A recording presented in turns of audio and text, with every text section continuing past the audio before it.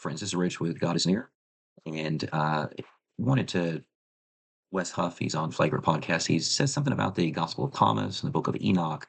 He says some stuff about pseudepigraphal writings, and so it's interesting to get some understanding history on those. So let's listen. Go back to this right here. Gospel of Thomas is fascinating. But is it legit? What do they say? Was he? No, it's second century. So you have these. So he's just saying some wild stuff in the name of God. Yeah. So it's 114 sayings of Jesus talking to his disciples, and it's pretty early. It's our earliest. But written by a guy who's never met Jesus or any of his disciples? Yeah, pretty conclusively. The Gospel of Thomas was not written by Thomas, the disciple. But these other groups appropriate the names of the disciples to give credibility to their theology. So that's where you get Gospel of Peter, Gospel of Thomas, Gospel of Philip, Gospel of Mary, Gospel of Judas. It's these other groups in the subsequent centuries, and they read back their theology on the lips of Jesus. Also, these different books of that did that, they're not scripture, and they're not recognized as canonical. And they're recognized that they were not eyewitness accounts, so they're not recognized as authoritative. In order to validate. Go. So, okay, and then is that what the what is it? The Book of Enoch or something like that? So that's pre-Jesus. Oh, that's before Yeah. Old Testament. Yeah. Would have been. Yeah, it's pseudepigraphical. So it's pseudo strange graphe writing. So it's like a pseudonym is you want to write a book. Yeah. You don't want people to know it's Andrew Schultz. And so you Samuel Clemens, Mark Twain. Yeah. That's your pseudonym? No, You're Mark Twain. I'm Mark Twain. Nice. Yeah. No, it was a New York Orthodox who did that. And so the pseudepigrapha are a group of writings that are associated with names that we know wasn't written. So Enoch is Noah's great-great-grandfather. Right. So the Book of Enoch we know it doesn't come from that time frame, because that would be pre-flood. It was written way after. It was written in and around the 300 years after the Old Testament, beginning of New Testament.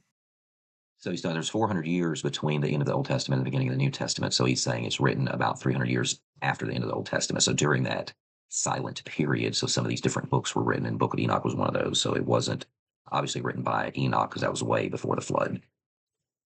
So in that period of time, they wrote a bunch of stuff, and part of it was Enoch. What do you make of Enoch? As obviously a non-canonical text, but something that the people of the region might have been consuming. Yeah, Enoch's very interesting. There's actually 3 Enochs, first, second, and third Enoch. And the only one that really has any kind of credibility is first Enoch. But even then, what we call first Enoch is a collection of different, so we have fragments in Aramaic and Greek in the Dead Sea Scrolls, but then we have later ones in Coptic. And so what ends up being published as, if you buy a copy of First Enoch, it's all of this stuff put together. Some of it is 200 years before Jesus, but some of it could very well have been written in the time frame of Jesus in the first century AD. But it's very clearly a collection of Jewish musings about what happened during the flood. It's very theologically in-depth fan fiction. I was just about to ask that. Is it possible that it's like Harry Potter? I think it's them trying to figure, and this is common with the pseudepigraphical work, is that there's another one called the Exgoge of Moses. So they're looking at these Old Testament stories, and they're trying to figure out, okay, how do we explain some of these things? You have this weird story in Genesis chapter 6 where the sons of God saw that the daughters of men were beautiful, and that's where you get the Nephilim and that kind of stuff. And so the Jews are how do we figure this stuff out? What are demons? What are angels? How do they interact with this world? There's not actually that much in the Old Testament about that stuff. So let's they explore write something like the Book of Enoch to try to expand upon and extrapolate this stuff.